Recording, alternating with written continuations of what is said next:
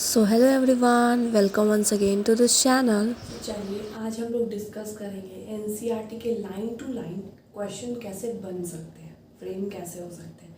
हम लोगों ने कहाँ तक कंप्लीट करके रखा है, सर्कुलेटरी पाथवे तक। उसका एनसीईआरटी डिस्कशन रह गया है, मैं उसको प्रोवाइड करा दूंगी आपको। और अभी हम लोग डिस्कस करते हैं एनसीईआरटी लाइन टू लाइन कैसे क्वेश्चन पूछे जा चुके हैं, है ना। जो भी इम्पॉर्टेंट है वो डिस्कस करेंगे ताकि आपको क्या हो, कॉन्फिडेंस फील हो बायोलॉजी में, है ना। Body fluids and circulation chapter में आपको ऐसा लगे कि हाँ जो मैंने पढ़ा है वो सारे पीवाईक्यूज में पूछे जा चुके हैं। क्लियर। चलिए आपको आंसर करते रहना है। मैं क्वेश्चन पूछूंगी, आपको टाइम लेना है, 30 सेकंड का टाइम लेना है, आपको आंसर खुद से बनाना है, फिर मेरी वीडियो को देखना है। क्लियर होगा। चलिए पहला है, ओपन टाइप सर्कुलेटरी सिस्टम कौन से फाइलम में पाया गया था। मैंने बताया था close circulatory system, open circulatory system. Open circulatory system किस में पाया गया था, Mollusca and Arthropoda. Clear. Second question है, another body fluid dash helps in transport of certain substance. Blood के अलावा और कौन सा टिश्यू फ्लूइड या बॉडी फ्लूइड है जो कि हेल्प करता है ट्रांसपोर्ट ऑफ सर्टेन सब्सटेंस में। तो उसका आंसर क्या होगा, लिम्फ होगा। क्लियर हुआ। चलिए उसके बाद close type of circulatory system किस में पाया जाता है, तो close type of circulatory system Annelida phylum और कॉर्डेटा में। क्लियर। आंसर आ रहा है आपको। मेरे आंसर्स बोलने से पहले आपको खुद से क्वेश्चन करना होगा, आंसर को निकालना होगा और तब आपको +1 मार्क्स देना पड़ेगा। क्लियर। जितना आपका स्कोर होगा आप मुझे प्लीज़ कमेंट में बताओ कि मैं आपको पढ़ाई हूँ तो आपको कितना बन रहा है आपसे क्वेश्चन। क्लियर। चलिए नेक्स्ट क्वेश्चन है, plasma without clotting factor is known as. Plasma में से क्लॉटिंग फैक्टर हटा दो तो क्या बन जाता था, सीरम, है ना। समझ में आया। अब देखो एक क्वेश्चन है, मैच द कॉलम है, RBC, WBC, platelets and haemoglobin. जिसको हीमोग्लोबिन बोल लो या हेमोग्लोबिन बोल लो। अब इसमें ऑप्शन 2, ये कॉलम 1 है, ये है कॉलम 2। आपको इसका आंसर बताना है किसमें कौन सा मैच होगा। RBC leucocyte, iron containing, thrombocytes and erythrocytes. ये बेसिकली मैच द कॉलम है ना। ये है question A B C D. अब इसमें से आरबीसी का क्या होगा, इसमें से ये बताना है, डब्ल्यूबीसी का क्या होगा, प्लेटलेट्स का क्या होगा और हीमोग्लोबिन का क्या होगा। ये तो आपके लिए लाइक बहुत इजी क्वेश्चन, इजीएस्ट क्वेश्चन बन गया। क्लियर। इसमें कुछ करना ही नहीं। आरबीसी का क्या हो जाएगा, इरिथ्रोसाइट। आप अपना हिसाब से लिख लेना, 1 का this that. WBC leucocyte, platelets, thrombocytes and haemoglobin iron containing. अगर आपने सिर्फ फुल फॉर्म याद करा होगा तो क्वेश्चन 10 सेकेंड्स में बन गया होगा। क्लियर। चलिए उसके बाद क्वेश्चन है, सेम आरबीसी कितना अमाउंट में प्रेजेंट होता है, तो आरबीसी होता है 5 मिलियन टू 5.5 मिलियन पर mm³ ऑफ ब्लड। डब्ल्यूबीसी कितना होता है आपने बताना है कितना होता है। क्लियर। 6000 टू 8000। आंसर आ रहा है, आई होप सो आप बोल रहे होंगे, क्वेश्चन को सॉल्व कर रहे होंगे। मैं क्वेश्चन बोलते जा रही हूँ, आपको क्या करना है, सॉल्व करना है। अगर सही है तो +1 मार्क्स देना है। प्लेटलेट्स कितना होता है, 1,50,000 टू 3,15,000 पर mm³ ऑफ ब्लड। चलिए ये वाला भी क्वेश्चन हो गया। उसके बाद है, how much formed elements in blood. तो मैंने बताया था प्लाज्मा कितना होता है, प्लाज्मा होता है 55% एंड फॉर्म्ड एलिमेंट्स कितना होता है, फॉर्म्ड एलिमेंट्स 45%। इसका परसेंटेज कई बार पूछ चुका है, प्लाज्मा कितना होता है 55% एंड फॉर्म्ड एलिमेंट्स कितने होते हैं 45%। उसके बाद है 3 मेजर प्लाज्मा प्रोटीन। मैंने जितना भी टॉपिक पढ़ा है उसके एक लाइन से मैं क्वेश्चन बना के लाई हूँ, है ना। प्लाज्मा प्रोटीन के बारे में बताओ, 3 मेजर प्लाज्मा प्रोटीन। तो मैंने इसमें बताया था आपको, एल्ब्यूमिन, ग्लोबुलिन, फिब्रिनोजेन। क्लियर। इसी के बारे में लिखना है। उसके बाद है प्लाज्मा की percentage 55। Clear. What is blood type of connective tissue. Blood कौन सा कनेक्टिव टिश्यू है, फ्लूइड कनेक्टिव टिश्यू है। क्लियर? ये सब तो क्वेश्चन आपके लिए ऐसा लग रहा होगा कि ये सब तो पढ़ चुके हैं, ऑप्शन देखोगे एक बार में ही टिक लग जाएगा, है ना। आई होप सो आपके साथ ऐसा हो रहा होगा।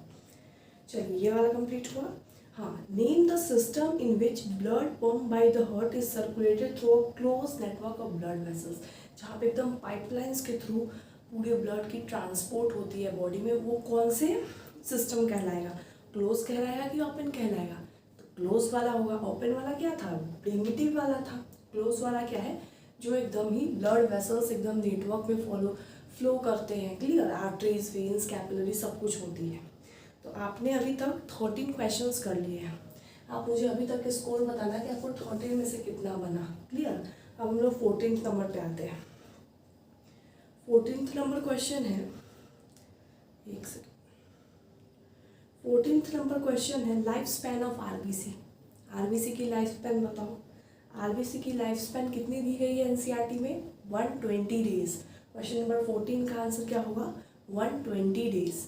उसके बाद है लाइफ स्पैन ऑफ डब्ल्यूबीसी। तो डब्ल्यूबीसी का ऐसा तो नहीं दिया गया एनसीईआरटी में कि इतने दिन से इतने दिन, बस क्या दिया गया? Short lived. तो हम लोग का आंसर क्या हो जाएगा? Short lived.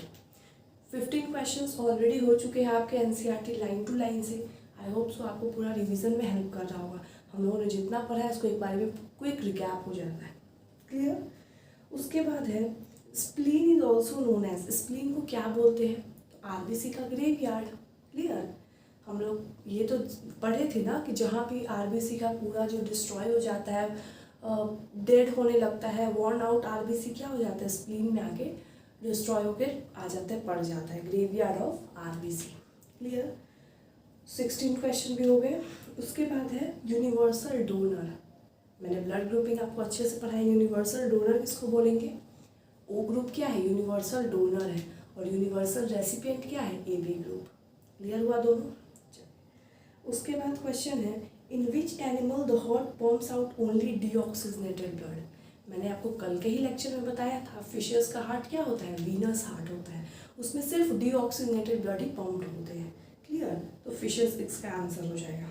उसके बाद है calcium ions play a very important role in clotting. ये ट्रू स्टेटमेंट है कि फॉल्स स्टेटमेंट है? Last line of blood clotting में आप पढ़ोगे उसमें क्या लिखा हुआ है? Calcium ions play a very important role in clotting and it is true statement. तो पूरा ही क्वेश्चन मैंने सिर्फ एनसीईआरटी से लिया है ना। उसके बाद क्वेश्चन है dash are form by conversion of inactive dash. रुको मैं इसको लिख के बताती हूँ, आप बहुत समझोगे क्या क्या हम बोल रही हूँ मैं।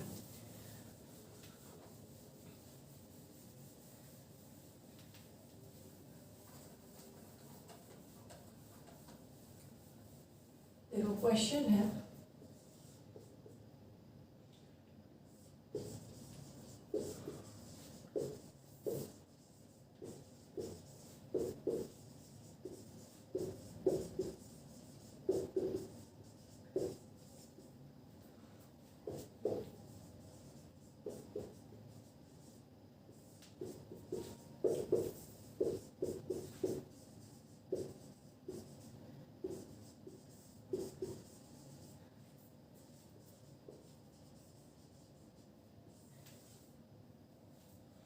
देखो क्वेश्चन क्या है dash are form by conversion of inactive dash in the plasma by enzyme. तो एनसीईआरटी क्या दे रही थी? रिवर्स वे में दे रही थी। मैं जो सीक्वेंस पे पढ़ाई थी एनसीईआरटी उल्टे वे में दे रही थी, वही आंसर होगा।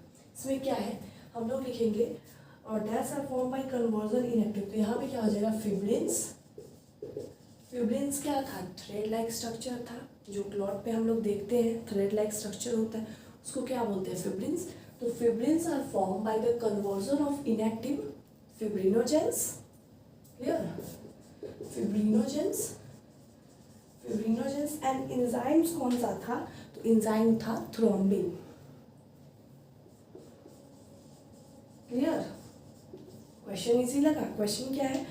Fibrins are formed by conversion of inactive fibrinogen in the plasma by enzyme thrombin. Easy question. चलिए उसके बाद है क्वेश्चन न्यूट्रोफिल का परसेंटेज बताइए। तो न्यूट्रोफिल क्या था? न्यूट्रोफिल सबसे ज़्यादा अबंडेंट था 60 to 65%। क्लियर? बेजोफिल, इओजिनोफिल और मोनोसाइट्स, इन चारों का परसेंटेज पूछा है। मैथ का कॉलम में आपको परसेंटेज पूछ सकता है, तो आपको मैंने बताया था परसेंटेज याद करते चलना है। Clear? Lymphocyte, monocyte, neutrophil, basophil, eosinophil, सारे का परसेंटेज आपको याद होना चाहिए। चलिए, इसके बाद क्वेश्चन है, another antigen, the RH antigen similar to one present in rhesus monkey, मैंने बताया था it is similar that is present in rhesus monkey species। Clear? जिसके पास RH फैक्टर प्रेजेंट होगा ये RH पॉजिटिव हो जाएगा, जो कि 80% ऑफ ह्यूमन बींग्स होते हैं, और जिसके पास RH फैक्टर प्रेजेंट नहीं होगा वो RH नेगेटिव हो जाएगा। क्लियर? आंसर्स आ रहे हैं आपसे, क्वेश्चन बन रहे हैं, आई होप सो सारा क्वेश्चन बन रहा होगा, क्योंकि सिर्फ एनसीईआरटी की लाइन ही मैंने लिया है और एनसीईआरटी मैंने टोटली कवर करा दिया है। क्लियर? चलिए, अब बस 3 क्वेश्चन और है, उसके बाद हम लोग इस सेशन को एंड कर देंगे। तो आपका पूरा जहाँ तक मैंने पढ़ा चुकी हूँ पूरा ही आपका एनसीईआरटी से एक लाइन भी क्लियर हो चुका है। क्लियर? ब्लड ग्रुपिंग वाला चार्ट आपको याद कर लेना है। क्लियर? मैंने आपको ट्रिक भी बता दिया है कैसे इसको सॉल्व करते हैं, बट आपको एक बार उसको देख लेना, उससे भी क्वेश्चन पूछे जा चुके हैं। इसके बाद है, in which disease blood supply to the heart muscles is reduce. अच्छा, ये वाला टॉपिक अभी हम लोगों ने नहीं पढ़ा है ना। The fluid present in lymphatic system is called lymph. Lymph is also known as tissue fluid, वही तो फ्लूइड प्रेजेंट होता है लिम्फेटिक सिस्टम में। क्लियर? उसके बाद है, fats are absorb through lymph in the lacteal present in intestinal villi. It is true और false? It is true. Last line अगर लिम्फ का आपने पढ़ा होगा एनसीईआरटी से, मैंने पढ़ा रखी हूँ, अगर आपने नहीं देखा है जाके उस वीडियो को चेक कर लो, है ना। तो मैंने उसमें पढ़ाया था कि फैट्स जो है वो absorb through lymph in the lacteal present in intestinal villi. Clear? It is true statement. बस इतना ही कंप्लीट हो गया हम लोग का पूरा पार्ट। आई होप सो आपने बहुत ही इंजॉय करा होगा, पूरा क्वेश्चन आपसे बन रहा होगा, कॉन्फिडेंस फील हुआ होगा।